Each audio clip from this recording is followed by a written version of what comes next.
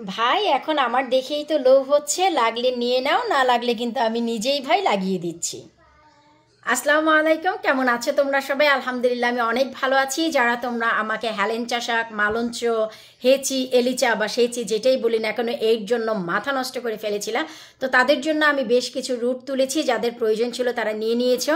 তো যখন রুট তুলেছিলাম তখন গাছে কোনো পাতা ছিল না, বর্তমানে এখন গাছে পাতা আসাতে আমার নিজেরই ভাই লোভ হচ্ছে। তো তোমাদের যদি কারো প্রয়োজন হয় ঝটপট করে নিয়ে নিতে পারো, কারণ সামনে সামার আসতে আসতে এই গাছগুলো কিন্তু তোমাদের একদম সেট আপ হয়ে যাবে। তোমরা এখান থেকেই 2, 4, 5 ফ্যামিলি সহ সারা সামার ভরে নয়, সারাটি বছর ভরে শাক খেতে পারবা। সেই পদ্ধতি আমি তোমাদের বলে দেব।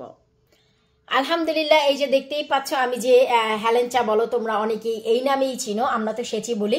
সেচি শাকের রুটগুলো তুলেছিলাম। দেখো রুটগুলো উঠানোর পর এগুলো সব ফাঁকা ছিল, এখন ধীরে ধীরে এই যে পাতা হচ্ছে। আর এই হেলেঞ্চার শাকের বৈশিষ্ট্যই হচ্ছে আগে ছোট অবস্থায় লাল হয়ে বের হবে, তারপর স্লোলি যখন ডগাটা একটু বড় হবে তখনই তার আসল রূপ চলে আসবে, সবুজ। তো এই যে এখন যখন পাতাগুলো দেখছি তখন নিজেরই লোভ হচ্ছে, ওরে আল্লাহ আমিই কেন আবার না লাগাই দিই। তো যাই হোক, আমি তোমাদের উদ্দেশ্যে তুলেছি তাই এগুলো আমি আর লাগাচ্ছি না। তো তোমাদের যাদের প্রয়োজন আছে তোমরা প্লিজ ঝটপট করে অর্ডার করে ফেলো, আমি তোমাদের এগুলো পোস্ট করে দিব। তোমরা যদি লাগাও, একবার লাগালে তোমরা সবাই জানো এর অবস্থান কি হয়।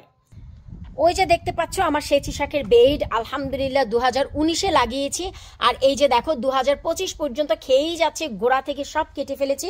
তারপরেও এই যে দেখো আবারও কি পরিমাণ সেচি শাকের, এই যে দেখো ওরে আল্লাহ, এই যে দেখো আবারও এই যে দেখো বের হয়ে যাচ্ছে। আসলে আমি এত শাক পাতা খেয়েছি সামার ভরে যে আমার আর মনেই চাচ্ছে না। তাই এই যে দেখো আমি কিন্তু এইগুলোর যত্নও করছি না, শুধু কেটেই দিচ্ছি। তবে হ্যাঁ, আরও একবার খাবো ডিসেম্বর আসতে আসতে, নভেম্বর আসতে আসতে আর একবার খাবো। তারপরে একদম গোড়া থেকে মাটি পর্যন্ত কেটে ক্লিয়ার করে রেখে দেব। দেখলে তো আমার সেচি শাকের বেড 2019-এর পর এই 2025 পর্যন্ত খাচ্ছি। তোমাদের মতন এমনই আমি 2-4টি রুট লাগিয়েছিলাম, পুরো জায়গাটা ছড়িয়ে গেছে, দেখতে এত অসাধারণ লাগে। ওই যে দেখো আমি ক্যামেরাটা আবারও বাহিরের দিকে ধরেছি, এত সুন্দর লাগে যখন সেচি শাক হয়। যারা তোমরা রেগুলার আমার চ্যানেলে ভিডিও দেখো তারা তো জানোই, সামারে কিন্তু এই পাশটাই সবচাইতে বেশি সৌন্দর্য নিয়ে আসে।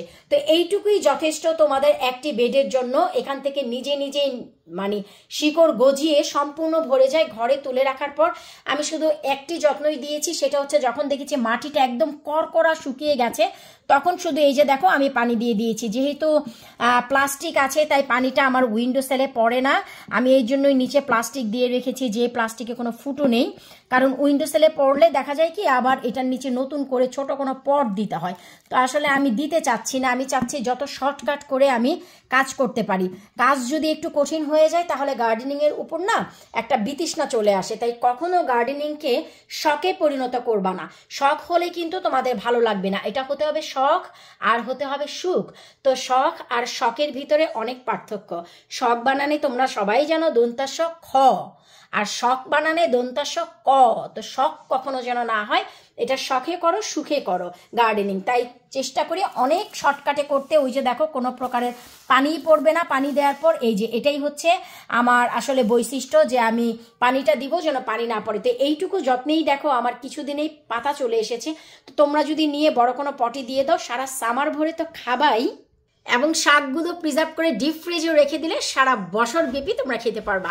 আমার ডিপ ফ্রিজে কিন্তু ভাই অনেক সেচি শাক সঞ্চয় করে রেখেছি, সারা সামার ভরে আমি এখন খাচ্ছি এবং সারা উইন্টার ভরে খাবো। যেমন গতকালকেও আমি লাউ শাক খেয়েছি রসুন পেঁয়াজ দিয়ে বাঘার দিয়ে, অথচ দেখো আমার লাউ শাকের মাচা কিন্তু সম্পূর্ণই ফাঁকা। কিভাবে খেলাম? স্বাদের শাকগুলো যে রেখে দিয়েছি ডিপ ফ্রিজ করে সেখান থেকে খেয়েছি।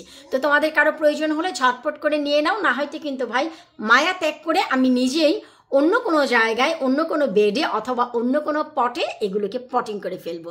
বিদায় নিচ্ছি আজকের মতন, আল্লাহ হাফিজ।